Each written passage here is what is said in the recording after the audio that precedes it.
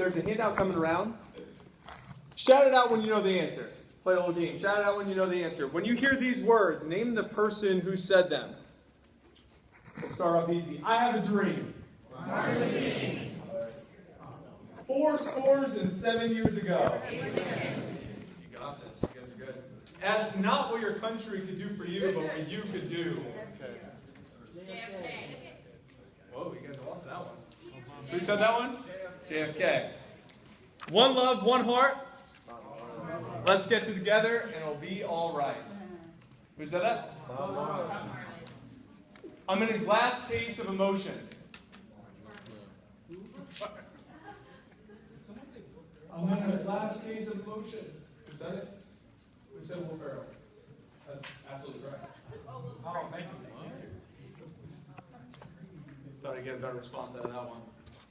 So here's the thing. Many movements started by someone doing an effective message, delivering a great speech, and really delivering their message in a way that allows people to become a part of their movement. I would have played a movie or a video right now, but it's cool. We're just going to go ahead and stick and move. If you can start, that'd be fantastic. So the ability to change one's perspective really comes from how you can effectively communicate. I want you to take this note real quick and write this down. 5.3 million. 5.3 million. That's how many Americans have social phobia. Write down this number, 74%. 74% of people suffer from speech anxiety. And according to the most recent poll, is fear of public speaking is higher than spiders and death itself. So my objective today is really to help instill some confidence into each of you in your ability to public speak. My objective is also to provide you tools on how to deliver and craft an effective message and give you some guidelines on how to do so as well. To start, I'm going to have Dalila I asked Dalila to help with this. We're going to put on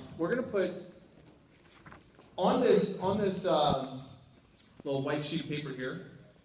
We're going to make two columns. I'm going to ask you guys for your participation here. I want two things. I want you to answer two questions. Number one, what makes an effective speaker? And number two, what makes you zone out? So what makes an effective speaker first? So when you're watching a message, think about not just a speaker at a vector conference. I want you to think about coaches. I want you to think about watching a stand-up comedian. I want you to think about watching a politician. What in your mind draws you in? What is an effective speaker in your mind? What is yours? Energy. Pathos. They're able to connect to you emotionally. So pathos, emotional connection. Passion. Being able to connect to everybody in the room, making eye contact. So eye contact with the room. Yes. Humor. Humor is important. Moving. Give me a few more. Tonality, voice inflection. Organization. Engaging the audience. Appearance. Give me two more. We'll take these three. Credibility. Credibility. Nonverbal. Nonverbals. Maybe the value they're Value they're bringing. bringing, so content. Yeah, content.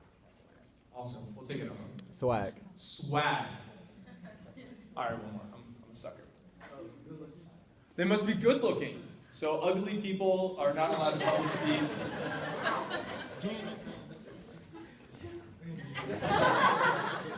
All right.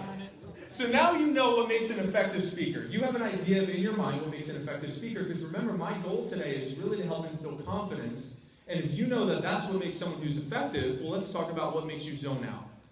So what makes you zone out? By the way, let's practice what zoning out looks like real quick. If everyone could show me with your nonverbals, what does zoning out look like? Just show me with your nonverbals.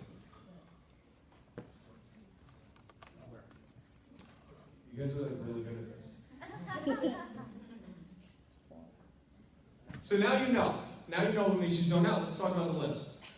By the way, shake your body. Shake your body. If your arms are crossed, if you're sitting next to someone and their arms are crossed, point at them and say, stop that. If their phone is out, point at them and say, you stop that. Stop that. All right, so what makes someone zone out?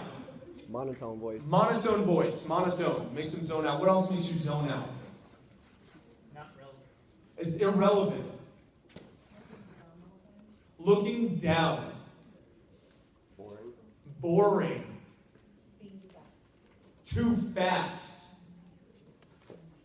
Just staying in one spot, like not moving. So stationary. Laughing at their own jokes. Laughing at their own jokes.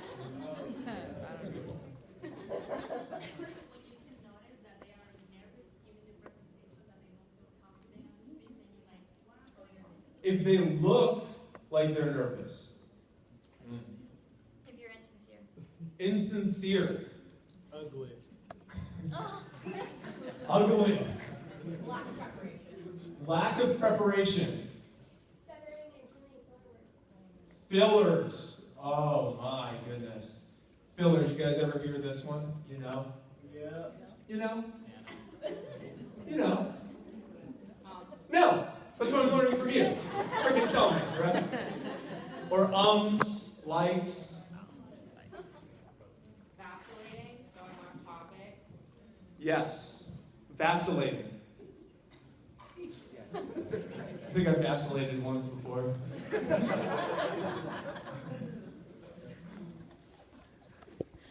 My girlfriend walked in when I was vacillating once. It's awkward. That's meditating. Well, give me two more. Change topic. I think my mom walked in once when I was vacillating too. Once before. You said it's going off topic, right? Well, vacillating is like making a statement and then like the story turns Yes, into yes. five Mom stories. walked in when I was doing that once. Give me two more. One more. What makes you zone out? One more. What makes you zone out? I guess getting detached, like yourself, from what you're doing. Detaching yourself. Love it. So now if you know what creates interest, and this is what, and also what creates, thank you. Patrick Carrick, everyone, let's give him some love.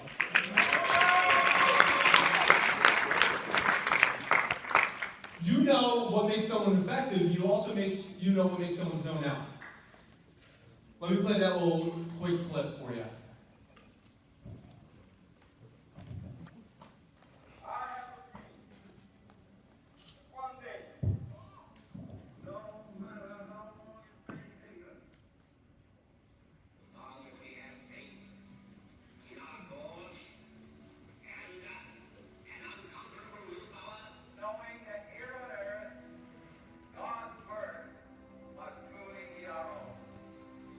This is a time of challenge to our interest and our value. And it's a time to test our wisdom and our skill. This will not be a campaign of half measures, and we will accept no outcome but victory. Because that goal will serve to organize and measure the best of our energies and skills.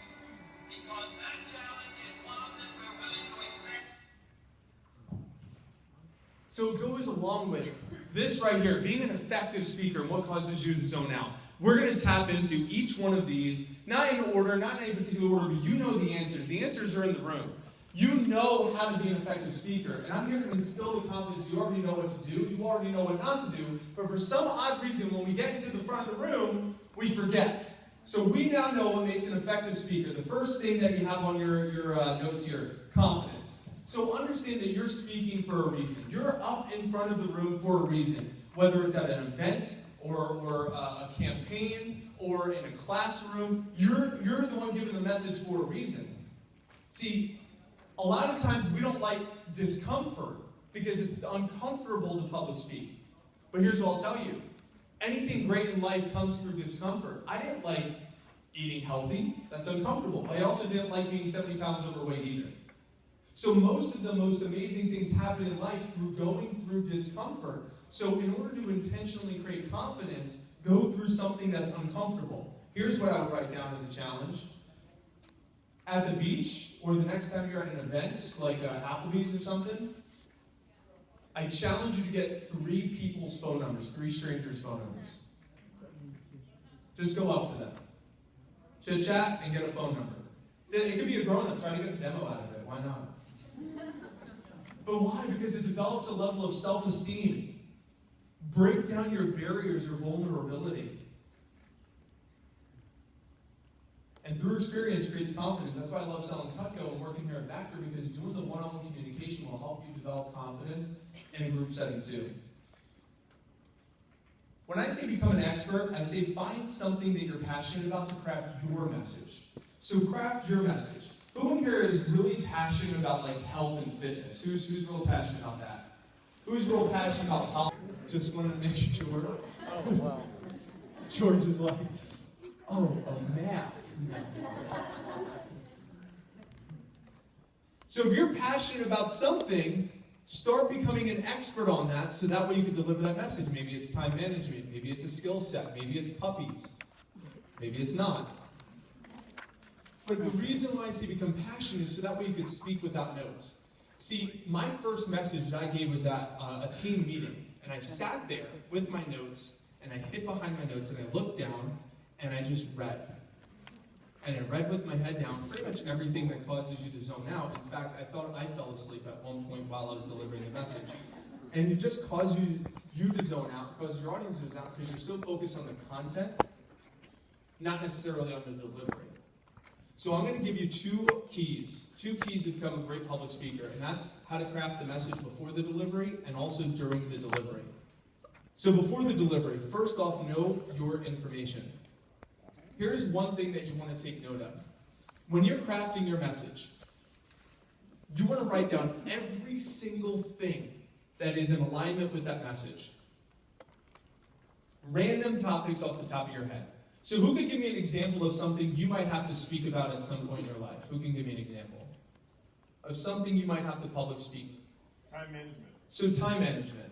So let's say your topic is time management. What are all the things that you might list off under the banner of time management in no particular order? Just shout some things out. A planner, organize. A power hour. Priorities. Staying focused. Rocks, pebbles, sand. So you write down this whole list, long list of all these things under the banner of time management. And then what you do is you narrow it down to 3. Maybe 2, but no more than 3 objectives. How many objectives? 3. So you narrow it down to 3 main objectives. Maybe 2. And if it doesn't fit within one of those 3 objectives, what do? Crossed out. Cross it out. It doesn't make it into your speech. So often we make this list and we try to cram it in there and try to cram the content that you lose your audience because it becomes irrelevant or it becomes ugly. It becomes boring, there's too much content. Those main objectives are under one singular focus though. For example, if I'm going to give a message on time management, I have all my points, I'm going to break it down to how many objectives? 3 or maybe even 2. But I have one singular focus. And what would that singular focus be if I was going to be teaching time management? What would be my number 1 focus? My singular focus would be what? Efficiency. Efficiency. One singular focus if you're going to give a speech on time management. Planner.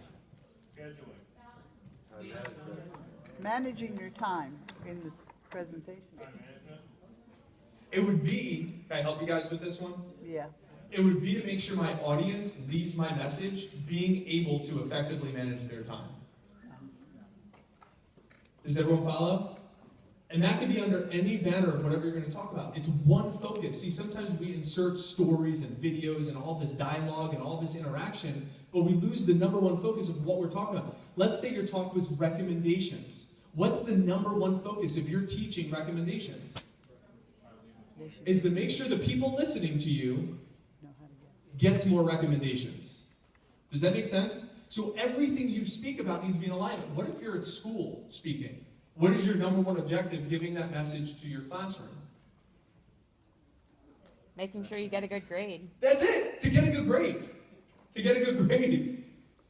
right? So you want to know what your singular focus is and making sure your objectives are behind that, because you might want to be passionate about speaking about a certain topic, but your teacher might not care about what you're passionate about. She's grading you on something else. So make sure you have one focus with your objectives underneath that one focus. So that way you avoid rambles when you're delivering the message. I have had representatives, especially at team meetings, and I've heard people in the speaking industry just get up there and wing it. Anybody ever hear that? Say aye if you've ever heard someone say that. Aye. And they say, it's just more natural. I just, I speak from the heart. I just wing it, and it just feels better. See, there's a difference between winging it and really learning the content so that way you can effectively deliver it in a confident manner. Preparedness is important when public speaking. I have my notes, and I follow my guidelines, but really important to make sure that you're not just getting up there unprepared. But I'm all about speaking from the heart and speaking with passion, but be prepared beforehand. How do you prepare for your message? Well, a couple of thoughts. Number one, address a level above the audience, so that way you gain a little bit of credibility. Always number the pages, so that way if you lose your notes, you can find out where they are. And have a backup printed just in case. See, if I didn't have a handout or have my notes and the laptop wasn't working, I relied solely on my keynote, it might have affected the message a little bit. So have some sort of backup just in case. That's why I always, if you watch me speak, I have printed notes or written notes along with the keynote, just in case I lose one or one is messed up or whatever the case may be. Set the stage. Now, let's talk about this room right here. It's a pretty odd setup. The stage is all the way back here. So if I'm speaking from back here, there's too much space between me and the audience. If you're speaking in a classroom, what's going to typically be in front of you? Desk. A desk, right? So you're going to have to stand, there might be a desk in front of you. If you're speaking from a conference, there's a podium in front of you, right? If you have a screen, the center of the room is here, the podium is over here, the screen is over here, and then I have all these people over here. Does everyone see? So you need to know the space of your room in order to create a lack of disengagement. So know the space. If any of you were here, maybe the districts might have saw me, but I came into the room and I just kind of looked around and just wanted to kind of gauge the spacing. So that way I'm not going to lose some of my audience. These are valuable people. It's not, the message isn't just for these people or these people. You want to know your space.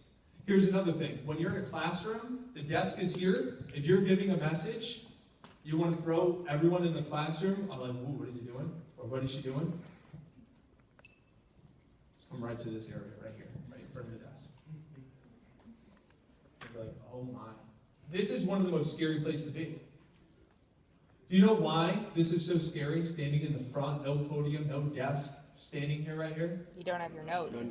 You know, your note's vulnerable. Why is it so vulnerable? There's no barrier, nothing blocking you, full exposure. Do you know why that's nervous? Know why sometimes it makes someone nervous? Here's why, at least for me. When I was new to public speaking, I would see the eyes. I would see the eyes. I would see the eyes go down and up, and I'd watch them judge me. The shoes. Belt, see if my fly's open. Double check, see if the fly's open. Right? And does the tie match? Is it bottomed out? What does it look like? They're judging. Does everyone see? How many of you guys are guilty of that? Say aye. Aye. Judging. They are judging you, and that's why you feel so much pressure on public speaking, why people are fearful of it, because they're fearful of being what? Judged, or looking foolish, or not being good enough, or not being capable. Know why? You freaking judge, that's why. Judger. That's why you feel other people are judging you, because that's what you do. So there is truth to that. But how do you make sure that you can overcome that, to overcome that fear of vulnerability? Any ideas? Stop judging others, judger, right? Quit judging other people. How else can you overcome that feeling of vulnerability before you even deliver that message? What do you guys think? Just like confidence exercises beforehand. Confident exercises. Do you have a couple you use? Like power poses, the mirror. Guys, freaking Danielle. I think, how many of you guys would like to see Daniela's confident strategies? Oh, yeah. Branch manager, Naples, Florida. why don't you show us one or two of your confidence strategies on how to make sure that the judgy people in the room don't get to your head so you don't fear public speaking. Even like having your hands on your hips and just staring in the mirror, telling yourself you're awesome, it'll make you feel better. So like before interviews or before speeches and stuff like that, literally just doing this makes you feel more powerful. So we'll power pose. Power pose. Give it maybe one more. What are some other things? Oh, like a power pose like that, or just a strength move, make you feel good. And how long would you hold that power pose for? I just kind of do it. Just do the power pose. Yeah. Just do it. As many times as you need to. As many times as it takes. Yep. Do you think everyone should stand up and do a power pose? I think so. I think that's a great idea. Everyone, stand up real quick. Stand up, stand up, stand up. Guys, by the way, it's freaking Danielle. Let's give Danielle some love right now. All right. On the count of three, when I say three, I want you to strike your power pose. I want you to strike your power pose and just hold. You don't have to hold it, but just make it. Ready? On the count of three, ready? 1, 2, 3. Power pose. Yes. All right. Do a different power pose on the count of three. Feel it out. Feel it out. 1, 2, 3. Another power pose. And we'll do one more, different one. Ready? 1, 2, 3. All right. Now figure out which one you like the best and hold it. Ready? On the count of three, you're going to hold it and stay there. Ready? 1, 2, 3. Hold it.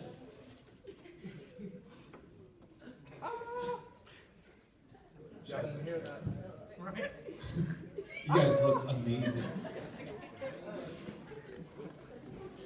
Turn to the person next to you, give them a high five, and say, "You looked ridiculous."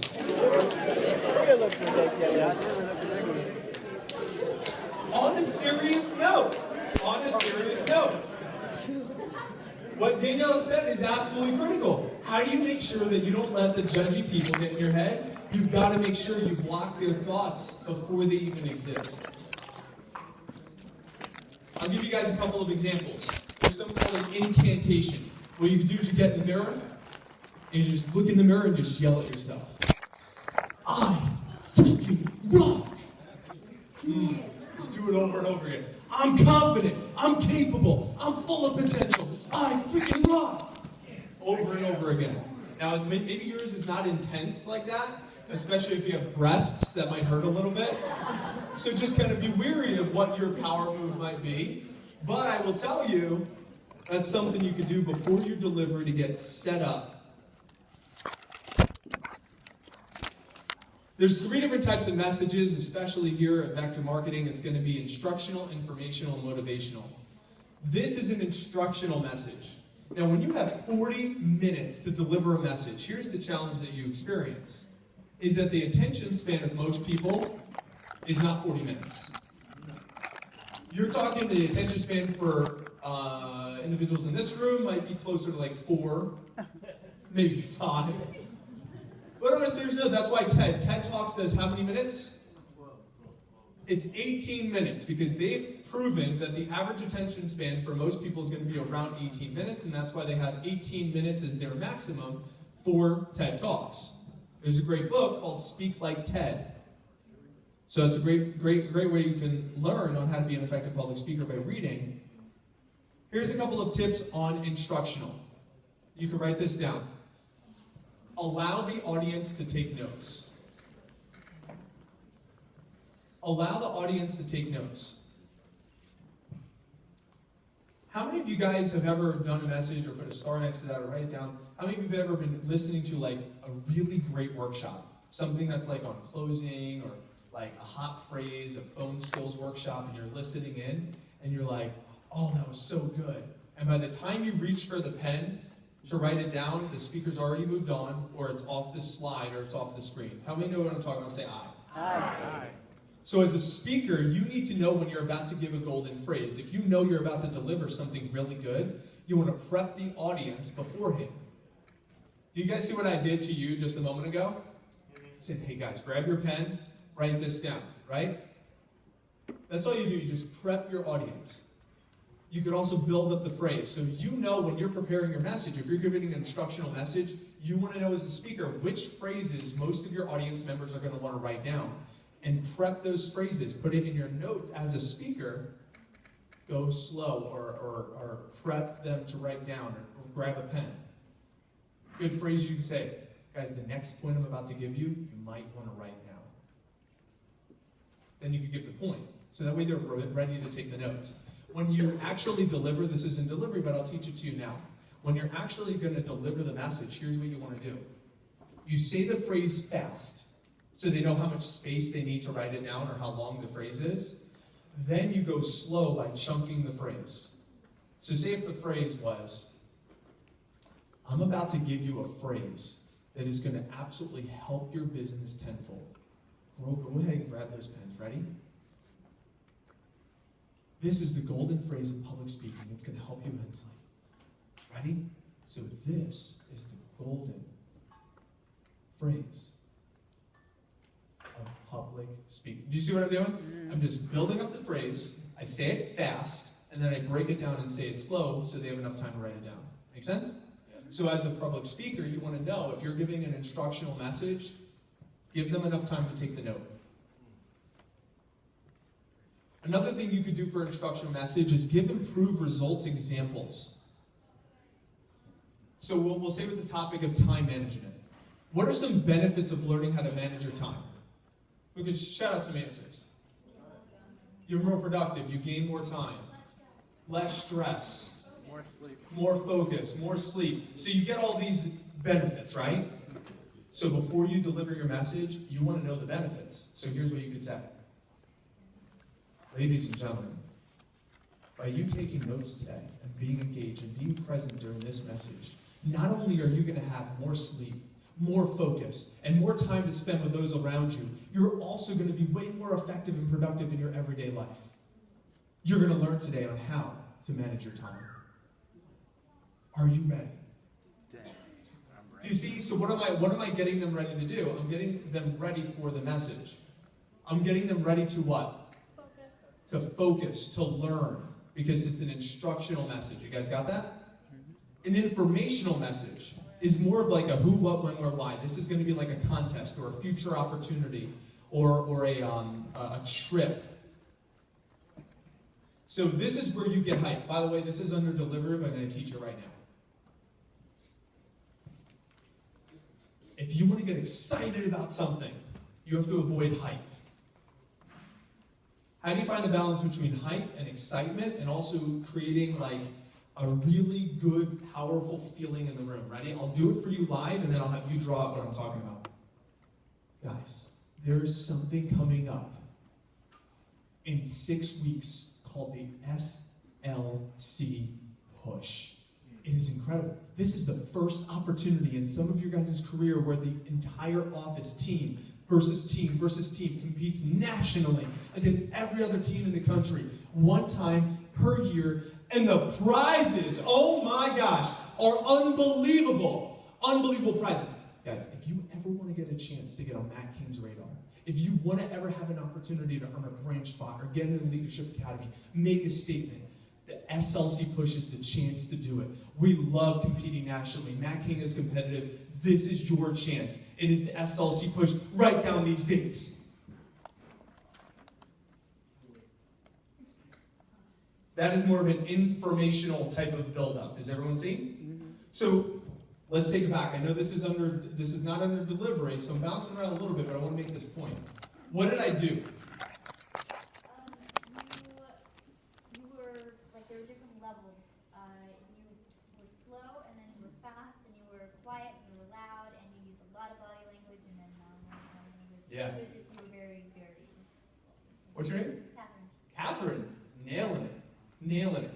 So did you notice, what's the best way to avoid hype? Ready, watch. How do you avoid hype? Lowering your voice. And you want to get your audience to take you seriously? Drop your voice. Talk slow. And maybe you pause.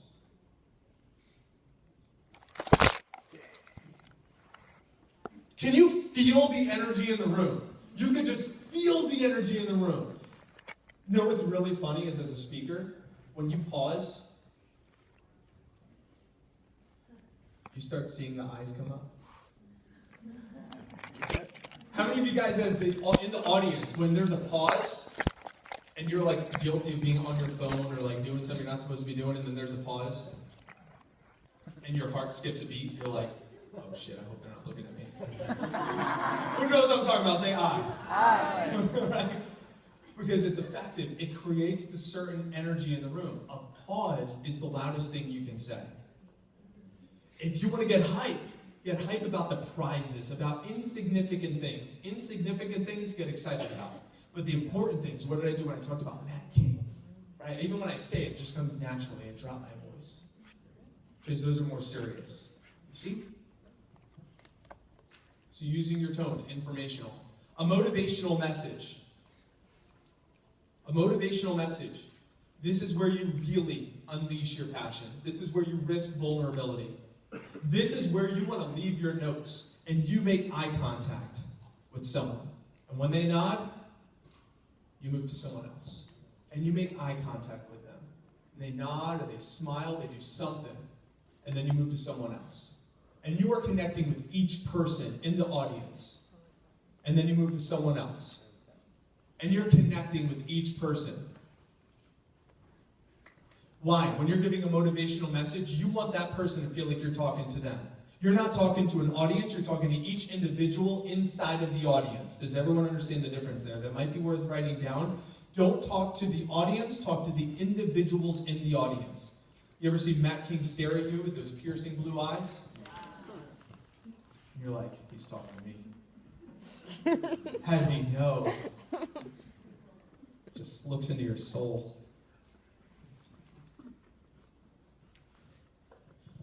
Under the banner of preparing your message, your opening of your message, you want to try to have it be powerful and dominant because it's an audition. Your opening is where you get a chance to convince your audience that you are going to be worth their time to listen to you. It's an audition. A couple of things you can do. You could be funny. If you're not funny, don't go for funny. A video. Starting with facts. Fact. Public speaking is the #1 fear amongst mankind. Fact. You will learn how to dominate public speaking by listening to this message. Fact. Right? You could start off with something like that. You could bring out some sort of energy. A quote is always a good way. Stories. People love stories. And never, ever apologize. And never admit it's your first time. When is that ever going to work? Like ever. I'm really sorry right now. This is my first time ever doing this. I just want to apologize ahead of time if I mess up. When will that ever work in your life? Has it ever worked for you, dude? Never? Tried it before? Yeah. Several times. Sorry, it's my first time. I was a little nervous. Don't do that, guys. Don't do that. All right, let's talk about during the delivery.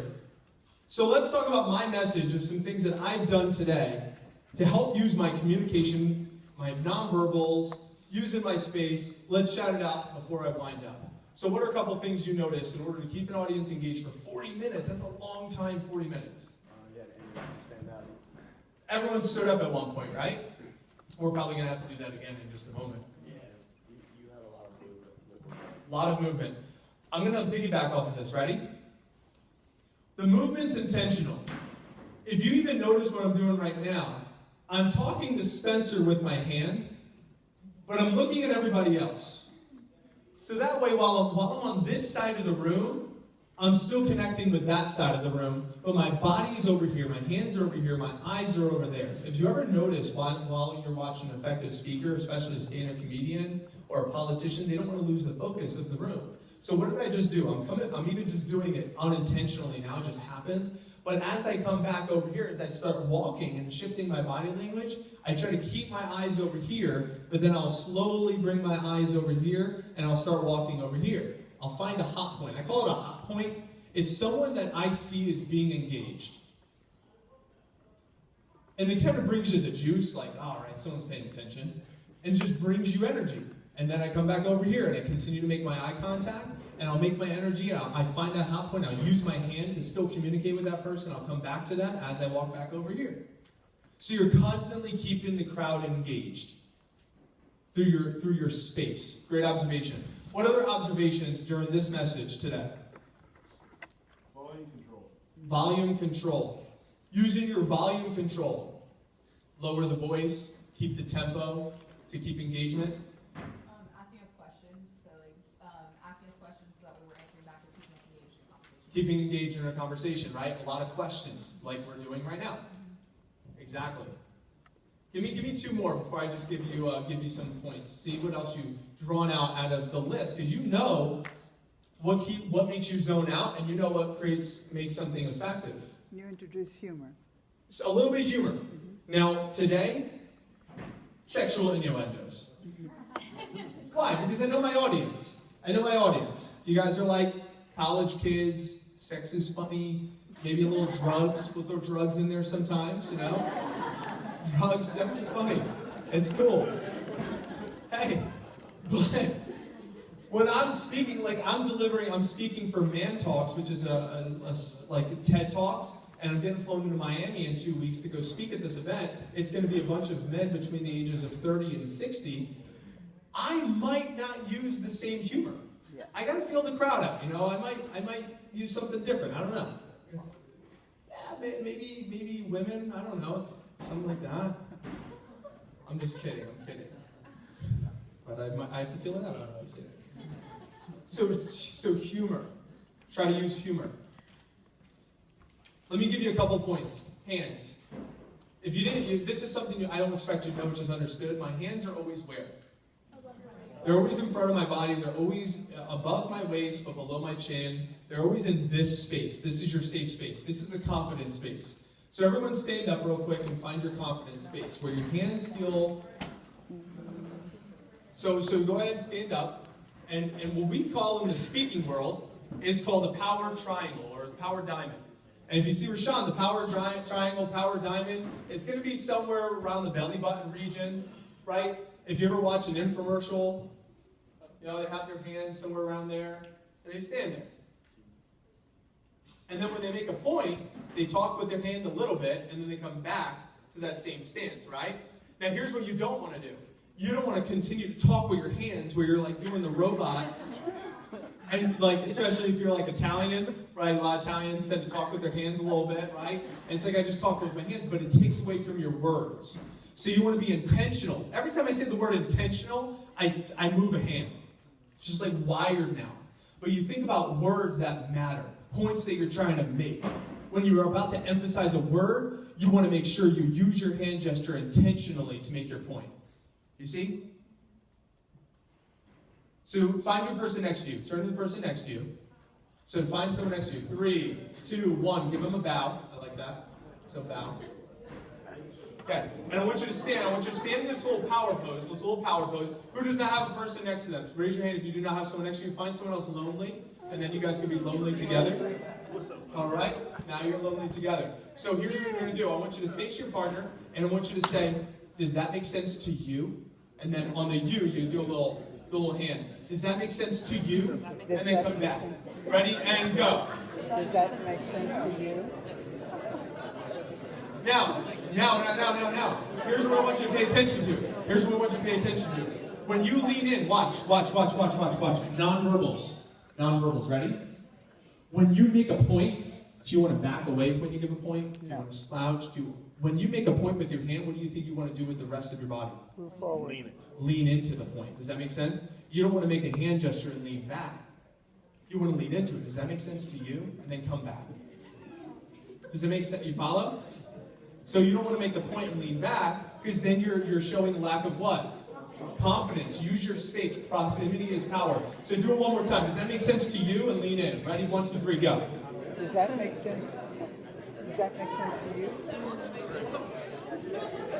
Good. Now give your person a high five and say, that was awesome. Awesome.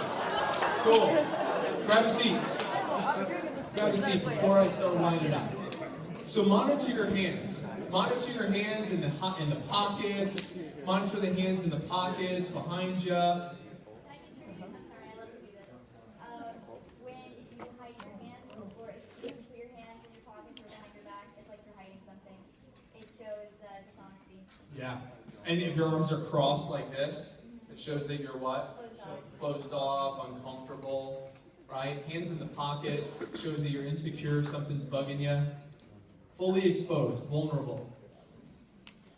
So a couple of do's. Be a storyteller. Be a storyteller. This is important. There's a few different types of stories you can tell. There's personal stories from first-hand experience. Then there's third-person stories. But then there's also like celebrity figure, movie type of situations that you could talk about. Now, if you're going to tell a story, here's my words of encouragement for you. Act it out. Act it out. Be vulnerable. You don't want to say, so this one time I was there and then this happened, it was really fun. You remember, you were there, right?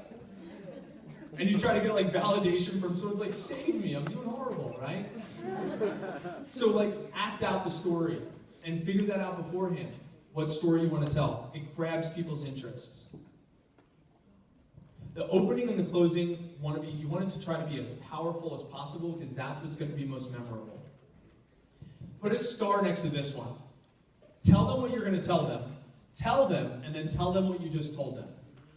That's a fundamental of public speaking. So you have this powerful intro. You're going to learn today on how to public speak. It's going to be awesome. Ah! I have 3 points for you on how to public speak and how to be a master. Point number 1, 2, 3. And what you just learned today is how to rock public speaking. Ah! Does everyone see? Tell them what you're going to tell them, and then tell them what you just told them. And then have a powerful close right after that. A couple of don'ts. Don't close multiple times. So like this. Here's what you don't want to do. So in closing, I have a story for you. And then that story drags a little bit. And it's like, as I wind up, let me give you 46 points on how to. Yeah. What the hell? I was getting ready. My mind was shutting down. So don't close multiple times. Avoid personal jokes and inside stories. Here's what you don't want to do. I learned this one. I was at a school. I was at an auditorium, and I was speaking. There was probably like 500 people. And I come up on the stage, and I'm used to a vector event, and I walk, and I'm like all smiling, I'm all happy, and I forget that these are students that are in school, and they don't want to be there. It's not like a vector event where you pay to be there, and you're like trying to get your money's worth. And I'm like walking around, I'm like ready to go, and I'm like, how's everybody doing today?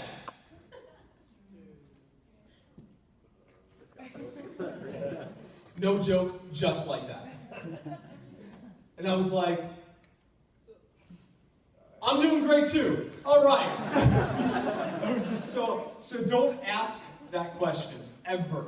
Don't ever ask that question, how's everybody doing today? Now with Vector, they help you out a little bit. But outside Vector, they're not doing well. That's the problem. No fillers, avoid chewing gum, and never apologize if you mess up. I'll leave you with this. Some of the public speaking courses that I've went to and I've learned, especially in school, they tell you a couple of myths. Like if you get nervous, just picture the audience naked. Can you imagine that? So today, I'm going to talk to you about public speaking. Right? That's not going to be you follow? Or the other one is just look at a dot in the back of the room if you get nervous. I'm going to talk to you today about public speaking. Both are not going to be effective. Does everyone follow? Avoid those myths. If you really want to get great and if you want to elevate your public speaking, there's great books that you could read, one of which is Speak Like TED. There's a great organization called Toastmasters that you can join. You go to your first one free somewhere in your area. I encourage you to take some of the tools that we just went over today. Volunteer at a church. Volunteer at your schools.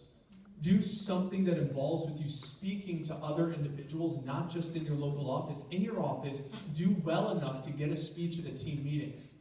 Find your passion, yet really educated about that passion, so that way you can deliver an effective message about that topic, and that way people view you as an expert on that one thing, and then that way you can start a reputation to become an expert in multiple things, and then that's how you'll be able to get that resume, as well as that reputation that you're an effective public speaker. Hopefully you got some value today. I'm looking forward to teaching you guys some more a little bit later on in the event.